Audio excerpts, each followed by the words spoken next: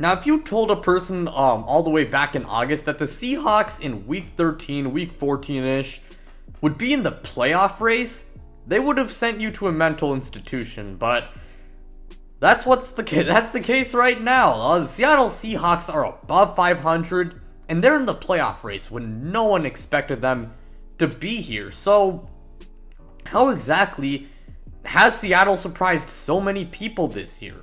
Well, that is exactly what we're going to be going over in today's video. But before we do get started, I do want to say, if you guys end up enjoying this video, hit that like button since it really does help out the channel.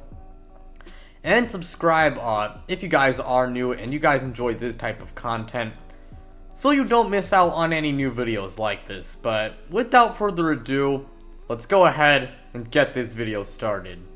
Now, I do want to start off by talking about the defensive side of the football, and the Seahawks are not good on that side of the ball, to say the least. Even fans of the team will tell you that. Right now, their pass defense, it isn't amazing, but at the same time, it's not exactly horrible. However, they're really bad when it comes to stopping the run. They're pretty bad as a scoring defense. They give up quite a bit of yards, and they're not good on third or fourth down. So it's safe to say that this unit as a whole is just not very good. But that being said, I do think some reasons as to why this defense hasn't been good is, one, Quandre Diggs and Darrell Taylor, they're both having down years, and when two of your best defensive players endure down seasons, it's going to affect your defense, of course. Not to mention, Jamal Adams, all the way back in Week 1, he suffered a season-ending injury. And Jamal Adams, you can dunk on him all you want for, calling him Blitz Boy. But, Jamal Adams, like it or not, he is one of the Seahawks' best defenders, and he is a very good safety. So losing him and, not having him for pretty much the whole season definitely does not help at all. Now, that being said, even though Seattle's defense as a whole is not very good, that doesn't mean it's completely devoid of talent, and that doesn't mean all the players suck. I mean, they have good individual players. Like, on the front seven, you got Uchenna Nwosu, who has been a major surprise this year. He's been having himself the best season of his career, and he's been extremely good for the Hawks. Along with that, Boye Mafe, he's a project player in my opinion, and although he has not been, lighting it up in his first year, I think he still has loads of potential, and I think he definitely could be one of the better edge rushers, in the league soon. Not to mention, you got Jordan Brooks, and Jordan Brooks is, a pretty good run-stopping linebacker. I will say, not the best when it comes to coverage, but he is a good linebacker. And in the secondary, Tariq Woolen has been one of the best rookie cornerbacks this year, and he's also just been one of the best cornerbacks in the NFL, period. He's a freak athlete, 6'4", and I believe like 205 pounds or so, and I think he ran like an early 4.3s or he ran a very fast 40 time. But even though I thought he was pretty decent coming out of UTSA, I thought he was going to be a project player that was going to take some time to make an impact, but he's made an impact right away. One of the best ball hawks in the NFL, and simply put, Tariq Woolen has been phenomenal, and one day he could be considered the best cornerback in the league.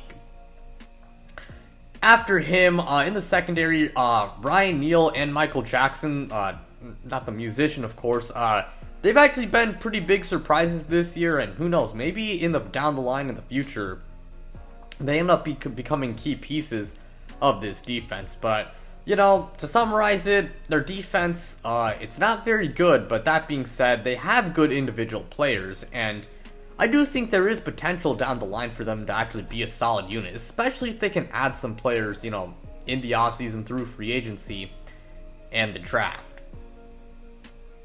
Now let's talk about their offense, and their offense, unlike their defense, is really good, and definitely the main reason why they've been winning games. Statistically, it is a top 10 unit, and along with that, they have quite a bit of talent on that side of the ball. Now, I do want to talk about their offensive line really quickly to open up with their offense. Abraham Lucas and Charles Cross. I love Charles Cross out of Mississippi State. I think everyone expected him to be a first-round pick, and of course he was. I believe he went top 10.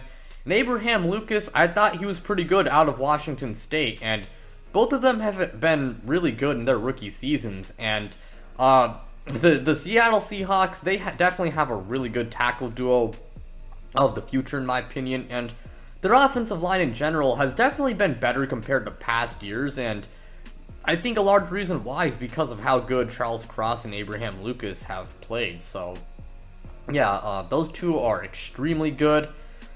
I will say, the interior of their offensive line isn't exactly amazing, and their offensive line is still not phenomenal as a whole, but that being said, it's not, a total dog shit offensive line.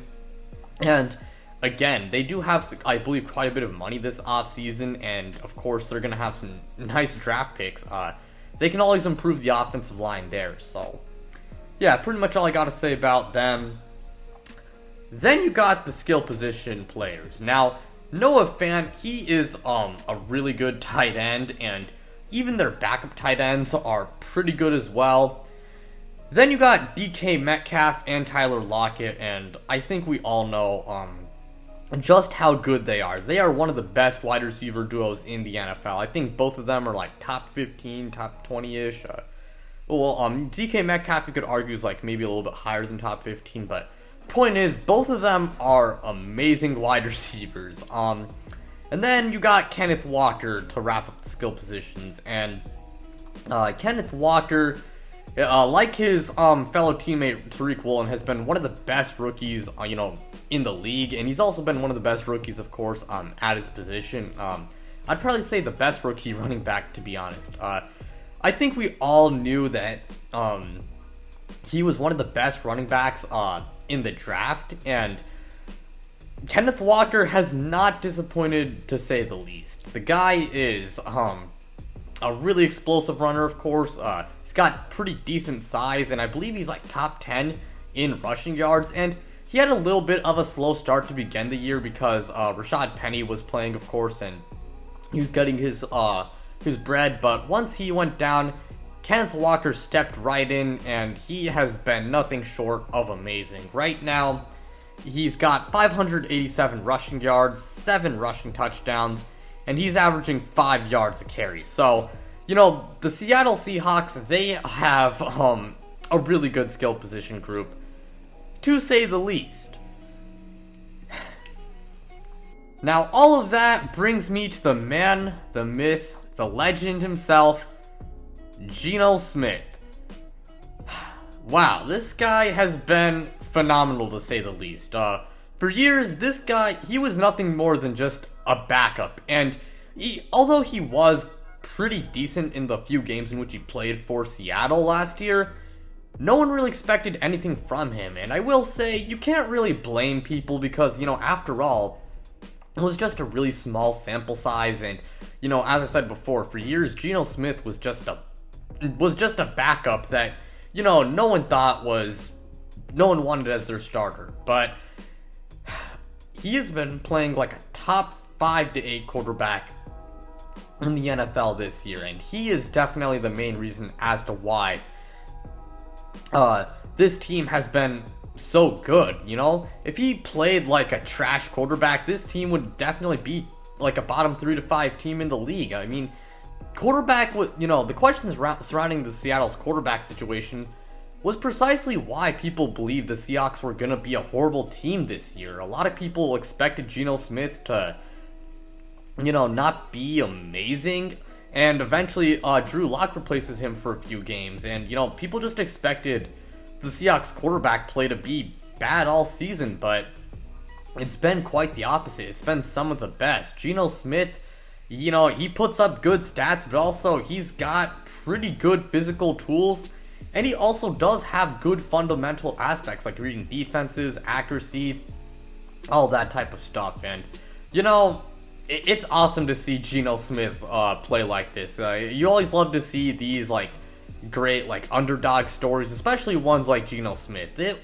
It's just truly a magical season for him, and even if you hate Seattle, you got to admit it's a really cool story to see Geno Smith play like this when everyone expected him to play like one of the worst starting quarterbacks in the NFL. But yeah, Geno Smith, I know I said it a bunch of times, but he has been amazing, and he deserves so much credit for how he's playing, and he deserves so much credit for the Seahawks being in the playoff hunt and exceeding their expectations.